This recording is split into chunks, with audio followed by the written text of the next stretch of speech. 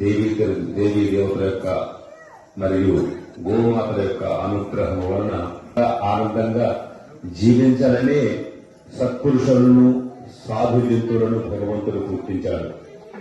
కాబట్టి కొన్ని జంతువులు మనతో ఉండలేవు, కొన్ని జంతువులతో మనం హాయిగా ఉండొచ్చు. అందులో ప్రప్రథంగా సాధు జంతువు అంటే గోవులే. గోవుల గురించి వేదం ప్రతి మంత్రంలో విశేషంగా చెప్పుకుంటుంది. మరి గో సూక్తమే ప్రధానంగా ఉంది. ఎందుకంటే మన భూములు సస్యశ్యామలముగా బలవంతముగా శక్తివంతంగా ఉండాలి అంటే గోమయం పడాలంట. సమస్త జబ్బులు క్రిమికీటకాలను కూడా నశించాలంటే గోమయం. కాబట్టి మనం ప్రతి ఇంటిలో కూడా ఉదయం కల్లాపలు చదువుకుంటూ ఉంటాం. అంటే క్రిమికీటకాలు మన ఇంటికి రాకూడదని. మరి భూమి కూడా మనం ఏ ఆహారంతో సుఖంగా ఆరోగ్యంగా జీవిస్తామో ఇచ్చేది భూదేవి, భూమి. మరి ఆ భూమి కూడా ఆరోగ్యంగా ఉండాలి అంటే ఒక గోమయమే తప్ప ఇంకొకటి లేదు.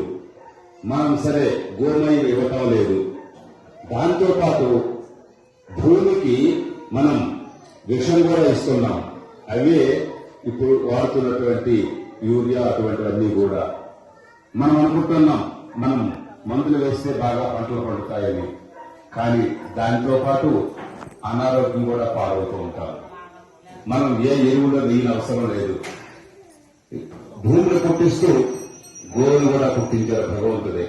ఎందుకంటే శక్తివంతంగా భూమి ఉంటే మరి భూమి వలన ప్రజలు సమస్త ప్రాణులు కూడా సుఖంగా నిరోగంగా జీవిస్తాయని. అటువంటి గోమాతలకు మనం ప్రతి శనివారం మన ఆశ్రమం నుంచి ధూపదీప నైవేద్య హారతులను ఏ విధంగా మనం మందిరాల్లో దేవీ దేవతలను ఆరాధిస్తున్నామో అదే విధంగా ప్రతి ఇంట్లో కూడా మనం దేవీ దేవత ఆరాధిస్తూ ఉంటాం. కానీ గోమాతలైతే మనకు వాటి యొక్క ప్రాణాన్ని ఇస్తున్నాయి, వాటికి ఉండే శక్తి అంతా మనకు ఇస్తుంది. కాబట్టి అటువంటి గోమాతలను మన ఆశ్రమం నుంచి ప్రతి శనివారం మనం ఈ హారత కార్యక్రమాన్ని అందజేస్తున్నాం.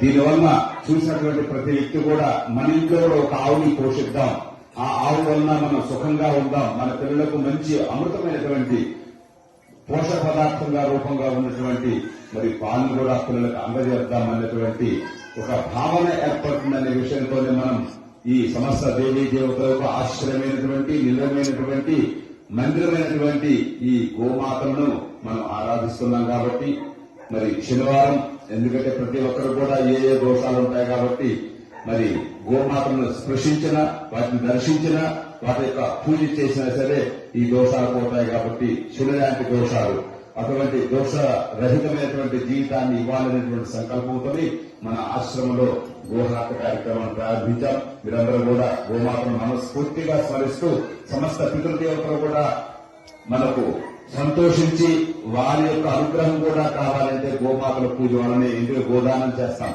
ఎందుకంటే తాతలు ఎవరైనా సరే మన ఇంట్లో మరి పరంపరించినట్లయితే గోదానంతోనే ప్రారంభమవుతుంది. ఎందుకంటే వారిని తృప్తి చెందింపజేయాలంటే ఒక ఆవు మాత్రమే ప్రపంచంలో. కాబట్టి అటువంటి గోమాతల యొక్క అనుగ్రహం మీకు మనందరికీ ఉంటుందని భావించి అందరికీ జయశ్రీవేదం.